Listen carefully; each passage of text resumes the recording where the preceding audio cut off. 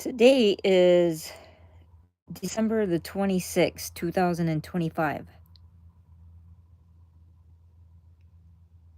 5 days.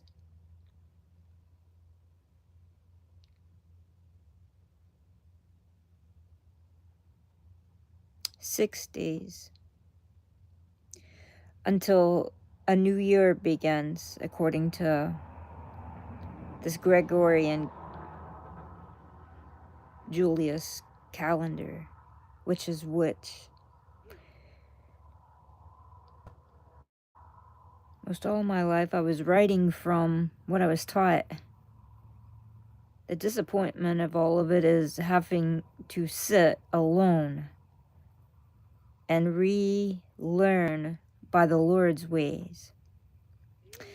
Growing up in elementary school, kindergarten, learning how to write your name and put a date at the top on the right side, how to title things when you're writing,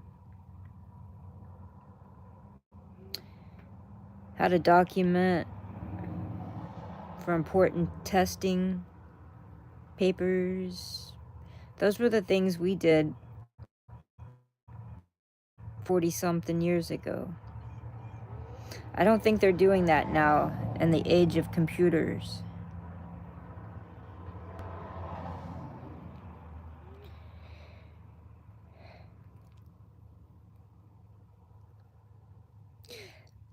In the age of computers, I don't think it's like it was when I was going to school, learning how I'd look across the chalkboard and there was the alphabets and numbers, 1 through 10, 1 through 50. And I'd look around the world and I'd see airplanes in different countries and different states in my particular classroom. The things that I grew comfortable with learning and I would go to as a second home every day except the weekend. Society that I had to come out of as I went through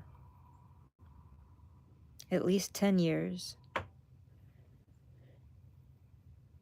Never give up on your dreams because the education and the time that it takes when you're in the surrounding and the classroom and the things that you're learning,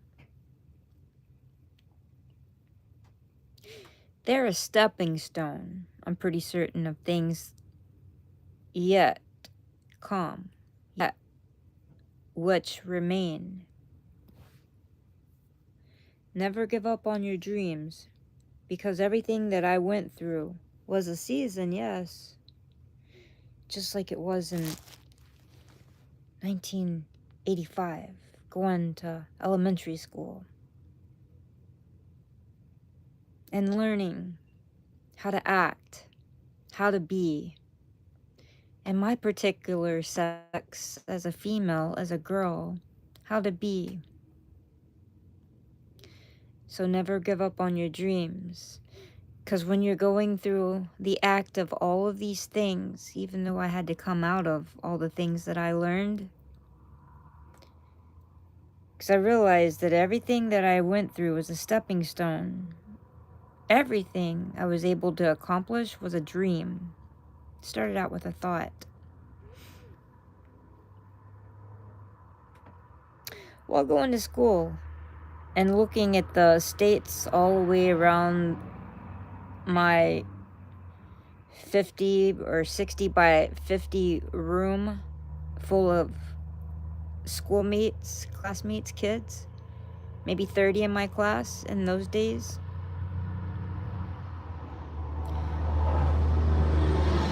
With the alphabet around on the chalkboard and the numbers 10 and a circular clock that was not a cell phone. I didn't have to look and be distracted. I could see everything so clearly.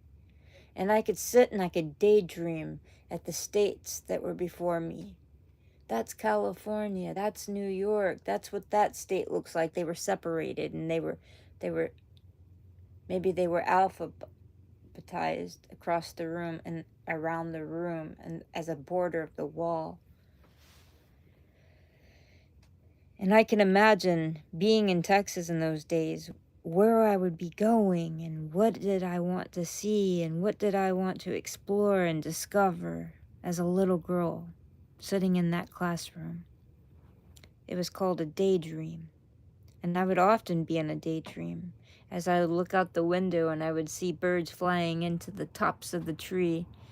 While I was in elementary, I was in a school called Ben Franklin that no longer exists in Gainesville, Texas, but I was in that city and in that school, Ben Franklin, and I was looking out the window, I remember, and I would see the birds.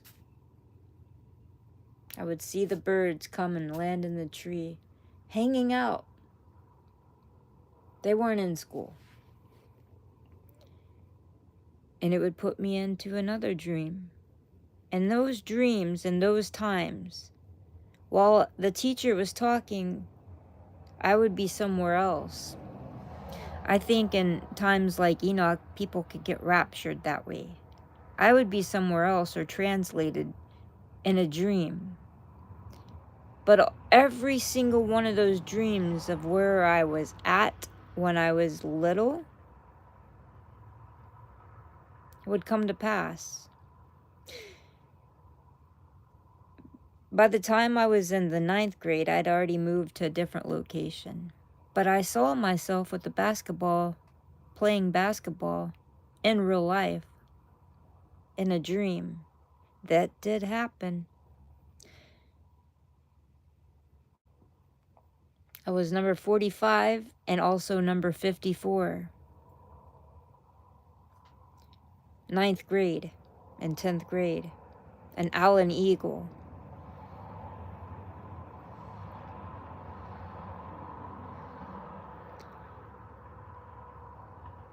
Later on, I became a basketball coach for the boys.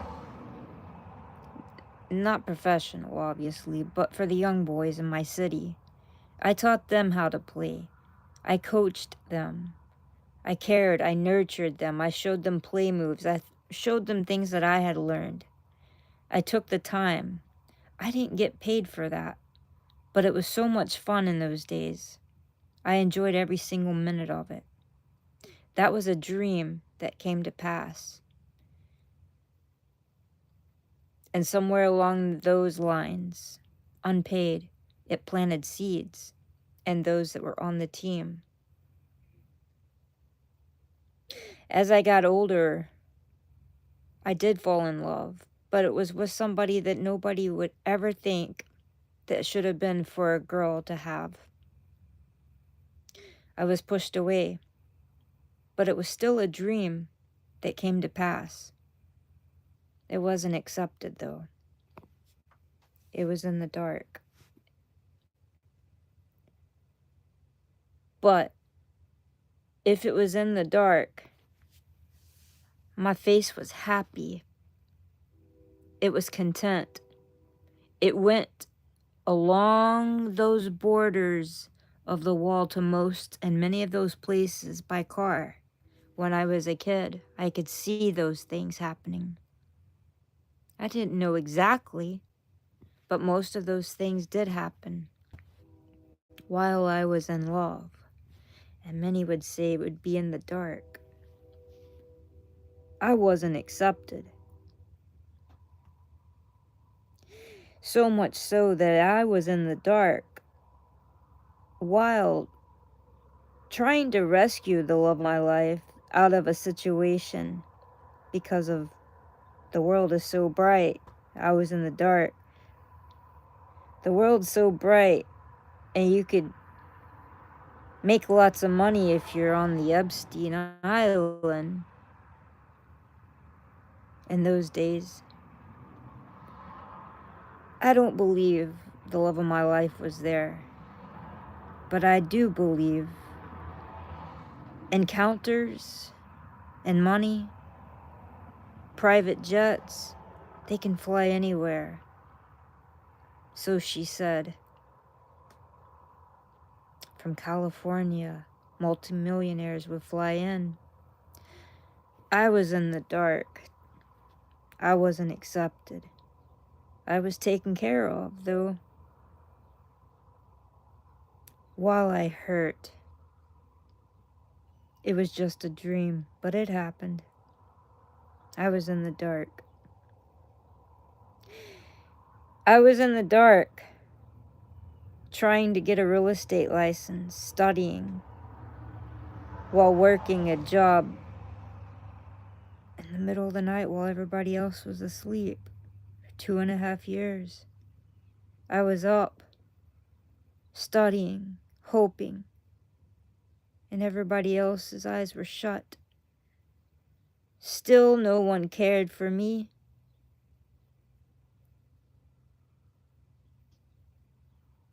But I did. I pressed on and I got a real estate license, and I held on in the dark, still alone, while in love, not accepted.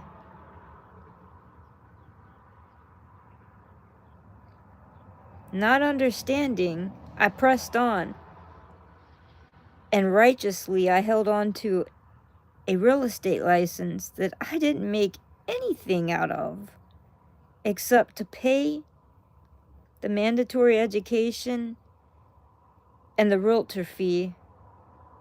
1 sell a year, 2 sell a year, to keep a dream. 10 years.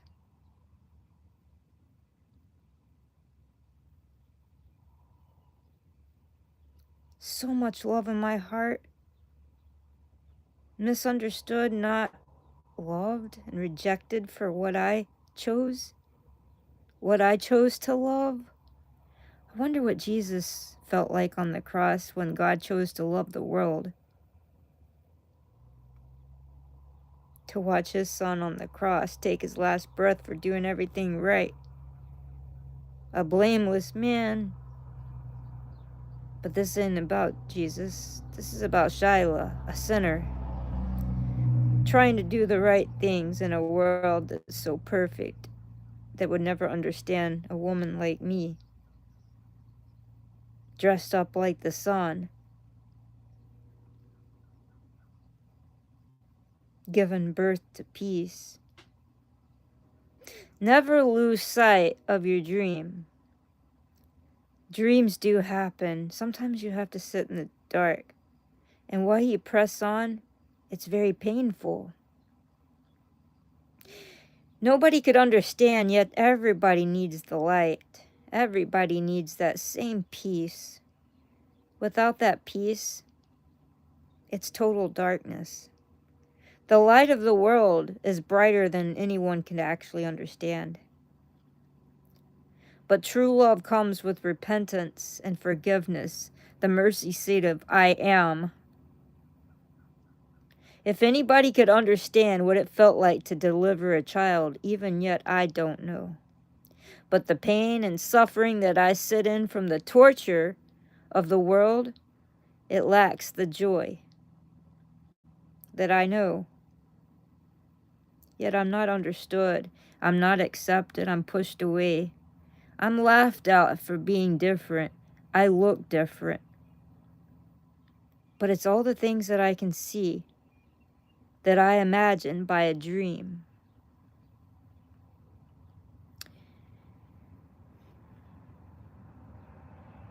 This world is cold, but today it's almost 80 degrees. Where I sit, I can look out this window and see those birds flying in. Because other places, it's too cold for them. But right here, a woman is clothed with the sun.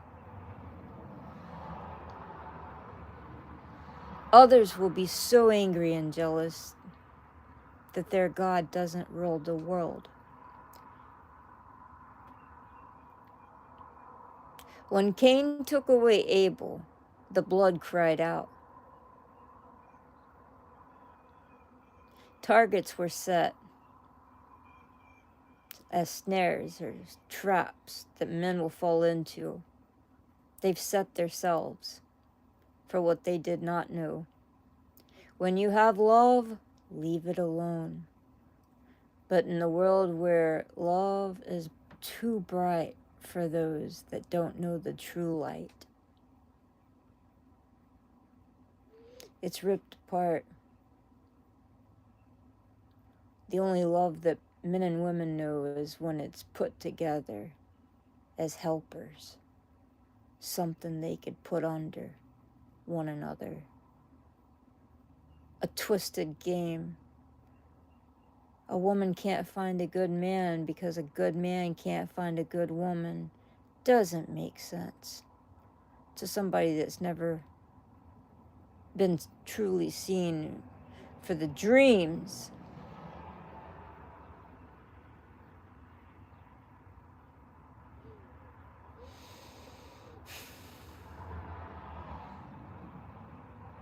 Never give up on your dreams.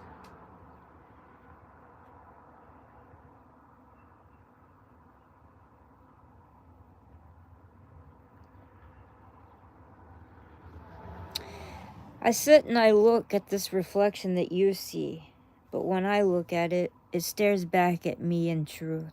Shiloh Genesis 49, 8 through 10. I sit in a cucumber hut as water and meat, the sun that shines and grows in a season others will need. How long could I hold my peace?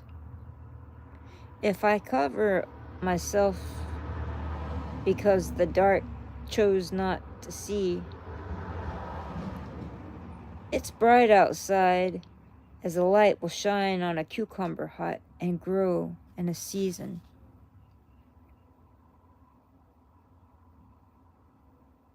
This is what the world will need. Its anger will burn inside because of jealousy, envy, not understanding how somebody like me could have been chosen.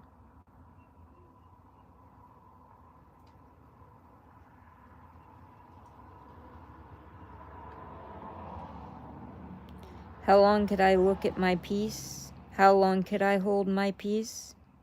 How long could a woman sit with Shiloh before she brings forth the world in one day? As it's written, just as it's written, just as it's written. How long is a woman dressed like a man in Revelation 12? Or you will say a woman clothed with the sun is a spiritual thing, nourished for 3.5 years. How long will it be until she holds her peace and then travails?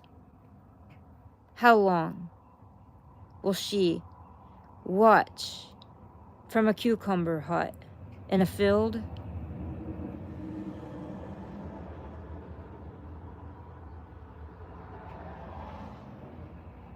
She'll hold her peace. The sun will grow. A light is shining from Zion. The case has been set. Witnesses in the court see.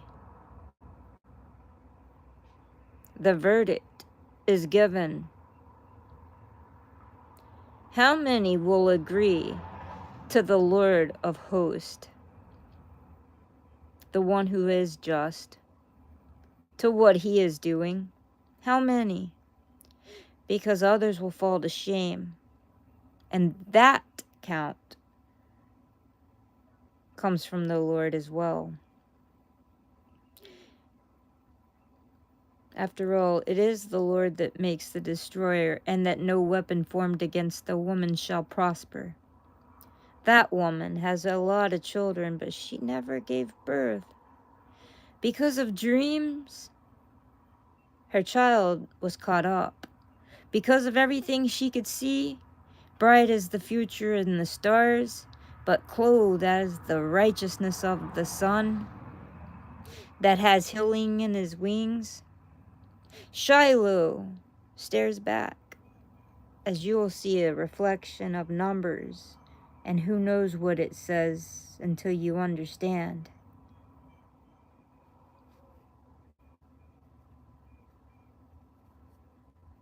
To be in the will of the Lord is to have the understanding. Peace to a woman that the world doesn't understand, caught up in heaven at God's throne by the right hand. The Lord sits and awaits. The future of Zion is glorious. Others will see, some to life forever and everlasting joy, and a double portion, more than you can contain. Others won't know what to do with it. It'll be so heavy across their face to their shame.